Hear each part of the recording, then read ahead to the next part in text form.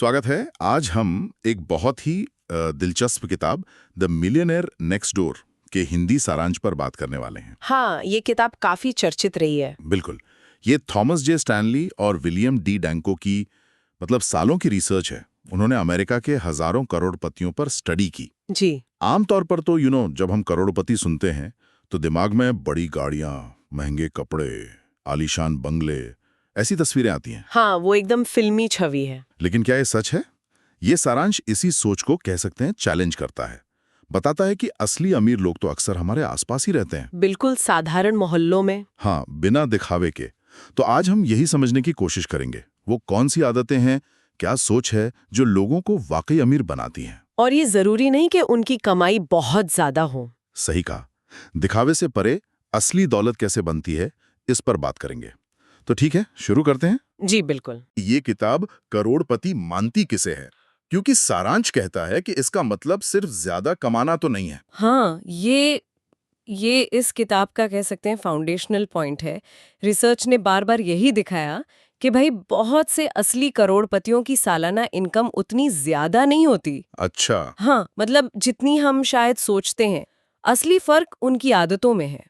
वो कितना खर्च करते हैं और कितना बचाते हैं, कितना निवेश करते हैं। कुंजी ये नहीं कि कितना पैसा आ रहा है, नहीं, बल्कि ये है कि उसमें से रुक कितना रहा है, बढ़ कितना रहा है। एग्जैक्टली। वो लोग दिखावे पर खर्च करने के बजाय बचत और निवेश को प्राथमिकता देते हैं। ये बात सारांश में भी है। वो साधारण घरों में रहते हैं, पुरानी कारें चलाते हैं, फिजूल खर्ची से बचते हैं। ये तो बनी बनाई इमेज के बिल्कुल उलट है। बिल्कुल। मीडिया ने अमीर होने का मतलब महंगा सामान खरीदना बना दिया है। लेकिन इस किताब का जो सेंट्रल आइडिया है वो ये है कि दौलत वो नहीं जो आपने खर्च कर दी। दौलत वो है जो आपने बचा कर रखी है, आपकी नेटवर्थ। नेटवर्थ मतलब आपकी कुल संपत्ति माइनस आपकी देनदारियां। हाँ बिल्कुल, वही आपकी असली आर्थिक स्थिति बताती है। और ये लोग नेटवर्थ बढ़ाने पर फोकस करते हैं, सिर्फ इनकम बढ़ाने पर नहीं। ये नेटवर्थ वाला कॉन्सेप्ट समझना बहुत जरूरी है। घर बड़ा हो या कार महंगी वो जरूरी नहीं। जरूरी ये है कि लाइबिलिटीज जैसे लोन वगैरह के मुकाबले आपके एसेट्स कितने हैं, निवेश, बचत, ये सब। एकदम सही। और इसी बेस पर किताब लोगों को 2 कैटेगरीज में बांटती है। हाँ, वो PAW और UAW वाली बात सुनने में थोड़ा टेक्निकल लगता है, पर शायद ये किताब का एक कोर आइडिया है। क्या है ये एक्चुअली लेखकों के दिए छोटे नाम हैं।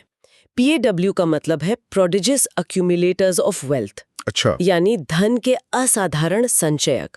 ये वो लोग हैं जो अपनी उम्र और इनकम ग्रुप के हिसाब से उम्मीद से कहीं ज्यादा दौलत जमा कर लेते हैं। कैसे? वो अपनी इनकम का मान लीजिए 15%, 20% या उससे भी ज्यादा लगातार बचाते हैं। हाँ। और उसे इन्वेस्ट करते हैं। ओके, तो ये वो लोग हैं जो पैसे को दौलत में बदलने में माहिर हैं। और UAW हाँ। अंडर अक्यूमुलेटर्स ऑफ वेल्थ, मतलब धन के कमजोर संचायक। ये वो लोग हैं जिनकी इनकम तो अच्छी होती है, कई बार बहुत अच्छी, लेकिन अपनी उम्र और इनकम के हिसाब से वो बहुत कम वेल्थ जमा कर पाते हैं। क्यों? पैसा कहाँ जाता है उनका? उनका पैसा अक्सर एक महंगी लाइफस्टाइल में चला जाता है। स्टेटस सिंबल, बड़ी गाड़ियां, लेटेस्ट गैजेट्स, ब्रांडेड कपड़े, इन सब पर। अच्छा। और यहाँ सबसे दिलचस्प बात यह है कि एक UAW की इनकम PAW से ज्यादा हो सकती है। सच में? हाँ, लेकिन नेटवर्थ के मामले में PAW कहीं आगे होता है। ये तो सोचने वाली बात है। एक स्कूल टीचर जो डिसिप्लिन से बचाता है, हाँ, वो ज्यादा कमाने वाले किसी कॉर्पोरेट एग्जीक्यूटिव से ज्यादा अमीर हो सकता है अगर वो एग्जीक्यूटिव सब उड़ा देता है। बिल्कुल। ये अमीरी की जो पारंपरिक परिभाषा है ना, उसको एकदम पलट देता है। ये दिखाता है कि अनुशासन और धैर्य शायद ऊंची आय से भी ज्यादा जरूरी है लंबे समय में। हाँ, लॉन्ग टर्म वेल्थ बिल्डिंग के लिए ये लाइफस्टाइल चॉइस का मामला है। और इसी से जुड़ा है वो दिखावे से दूर रहने वाला पॉइंट।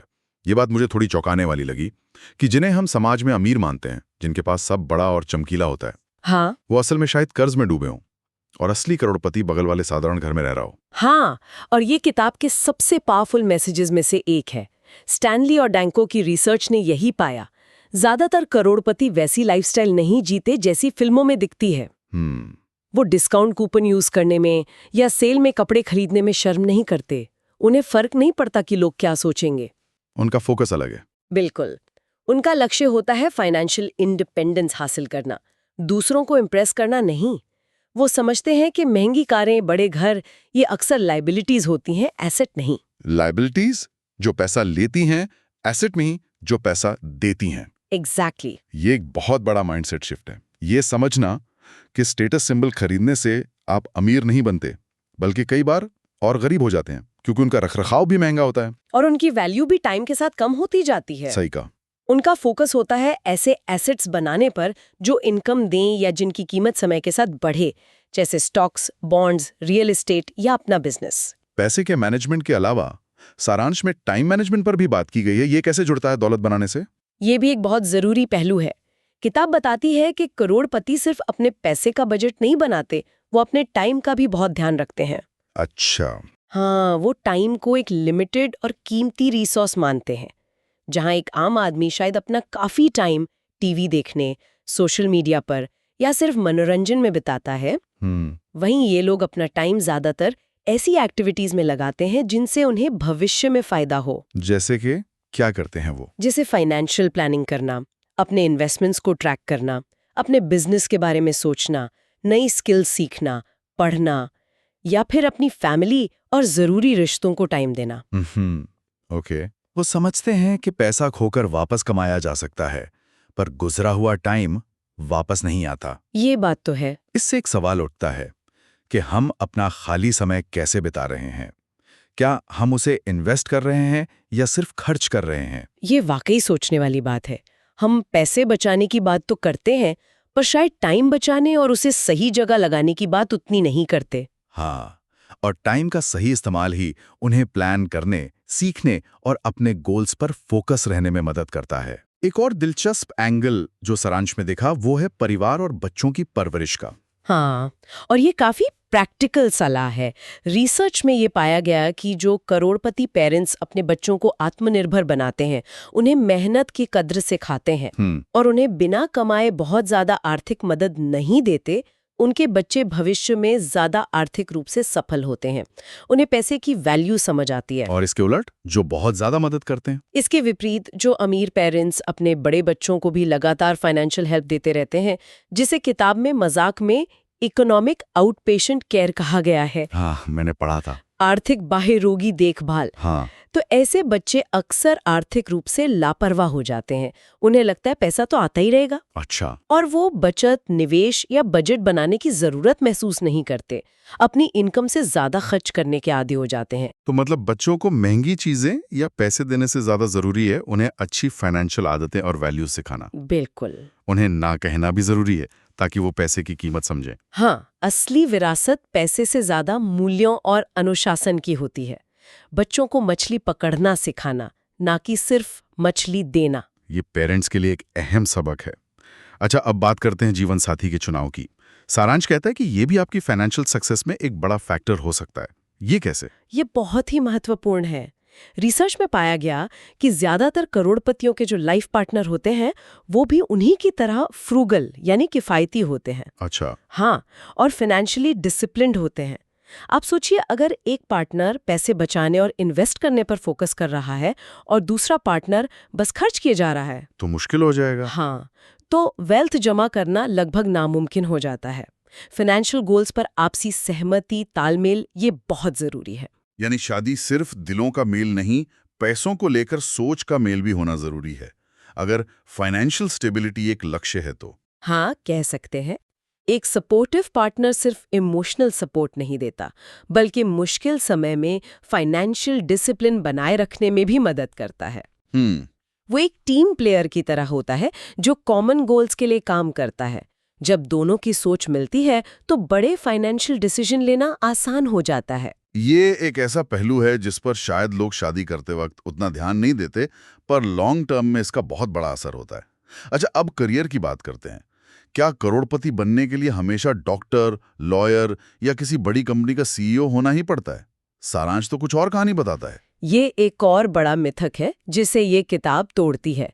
स्टेनली और डैनको ने पाया कि उनके सर्वे किए गए करोड़पतियों में से बहुत से लोग ऐसे बिजनेस या प्रोफेशन में थे जिन्हें ग्लैमरस नहीं माना जाता। जैसे कोई वेल्डिंग कॉन्ट्रैक्टर हो सकता है, पेस्ट कंट्रोल सर्विस का मालिक, किसान, छोटे कारखाने का मालिक, या यहाँ तक कि स्कूल टीचर भी। सच में? School teacher? हाँ, बात ये नहीं है कि उनका प्रोफेशन क्या था, बात यह है कि उन्होंने अपनी इनकम को मैनेज कैसे किया। ओके। उन्होंने लगातार अपनी इनकम का एक हिस्सा बचाया, उसे समझदारी से इन्वेस्ट किया और अपनी लाइफस्टाइल को अपनी इनकम से नीचे रखा।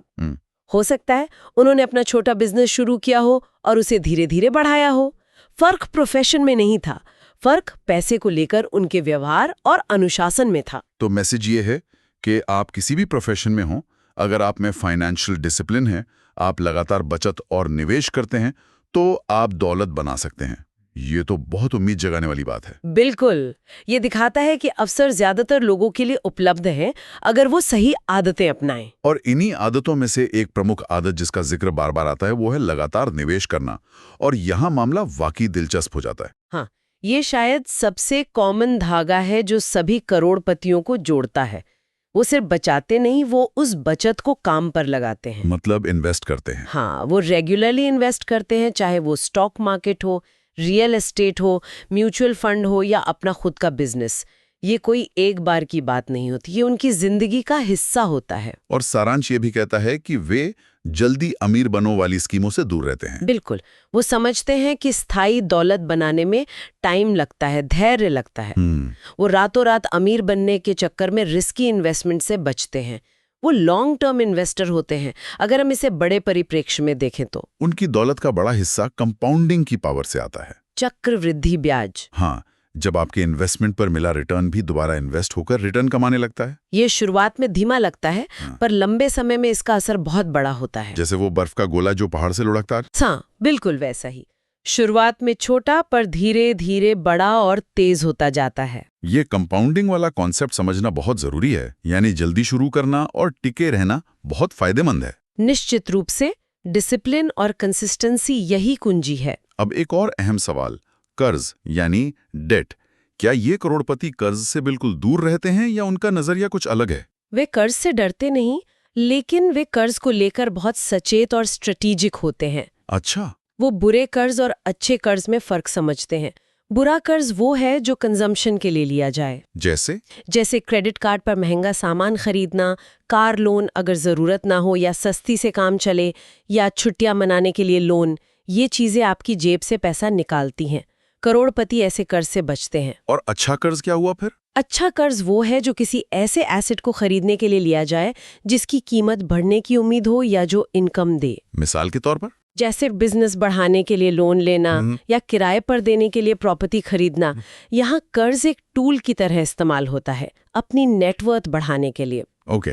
उनका सीधा सा नियम होता है, अगर कोई चीज आपकी संपत्ति नहीं बढ़ा रही है तो उसके लिए कर्ज मत लो, खासकर अगर वो आपकी जरूरत नहीं, सिर्फ इच्छा है। तो कर्ज अपने आप में बुरा नहीं है, उसका उद्देश्य महत्वपूर्ण है। ये एक बहुत उपयोगी नजरिया है। हाँ, वे कर्ज का इस्तेमाल समझदारी से करते हैं, उसे अपने ऊपर हावी नहीं होने देते। तो इन सब बातों का निचोड़ क्या निकलता है? आखिर ये सब हमें क्या बताता है? किताब के मुताबिक असली दौलत का मतलब क्या है? किताब का जो सबसे शक्तिशाली और शायद अंतिम संदेश है वो यही है कि असली दौलत का मतलब महंगी चीजें खरीदना या समाज में अमीर दिखना नहीं है। तो फिर क्या है? असली दौलत है फाइनेंशियल इंडिपेंडेंस, वित्तीय आजादी। वित्तीय आजादी मतलब? ये वो स्थिति है जब आपको अपनी जरूरतों और लाइफस्टाइल के लिए पैसे कमाने के लिए रोज काम पर जाने की मजबूरी न हो।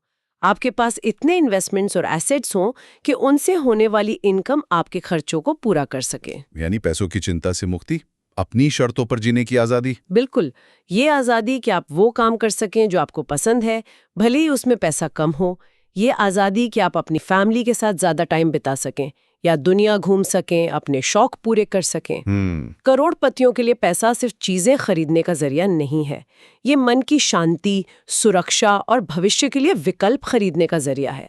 वो दौलत का इस्तेमाल कह सकते हैं समय खरीदने के लिए करते हैं। तो द मिलियनेयर नेक्स्ट डोर के इस हिंदी सारांश पर हुई हमारी इस चर्चा से ये बात बिल्कुल साफ हो जाती है कि करोड़पति बनना कोई रॉकेट साइंस नहीं है। नहीं, बिल्कुल नहीं। ये ज्यादातर आपकी रोजमर्रा की आदतों, आपके डिसिप्लिन और आपकी सोच पर निर्भर करता है। हाँ, ऊंची कमाई मददगार हो सकती है, पर ये गारंटी नहीं है। एकदम सही। जो मुख्य बातें उभर कर आई हैं वो है अपनी आय से कम में जीना, दिखावे की संस्कृति से बचना, नियमित रूप से बचत करना और उसे समझदारी से लॉन्ग टर्म के लिए इन्वेस्ट करना, टाइम को एक कीमती एसेट की तरह मानना, सही। कर्ज का सोच समझकर इस्तेमाल करना और फाइनेंशियल मामलों में अपने पार्टनर के साथ तालमेल रखना। और ये कि दौलत एक मैराथन है, स्प्रिंट नहीं। बिल्कुल, ये धीरे धीरे लगातार अच्छी आदतों से बनती है। ये वाकई हमें सोचने पर मजबूर करता है कि समाज अमीरी को जिस तरह से देखता और दिखाता है वो कितना सतही और भ्रामक हो सकता है। असली कहानी तो अक्सर बहुत साधारण और अनुशासित जीवन जीने वालों की होती है। हाँ, और जाते जाते श्रोताओं के लिए सोचने के लिए एक विचार छोड़ जाते हैं। अगर असली दौलत, जैसा कि ये किताब तर्क देती है, वित्तीय आज़ादी है, मतलब अपनी शर्तों पर जीने की क्षमता, तो आज ऐसा कौन सा एक छोटा लेकिन अनुशासित कदम उठाया जा सकता है जो किसी को उस आज़ादी के थोड़ा और करीब ले जाए? जैसे शायद अपनी आय का सिर्फ 5% बचाना शुरू करना, या हफ्ते में 1 घंटा फाइनेंशियल लिटरेसी बढ़ाने में लगाना। छोटे कदम। हाँ, जरूरी नहीं कि वो कदम तुरंत बड़ा बदलाव लाएं, पर वो सही दिशा में एक शुरुआत जरूर हो सकती है।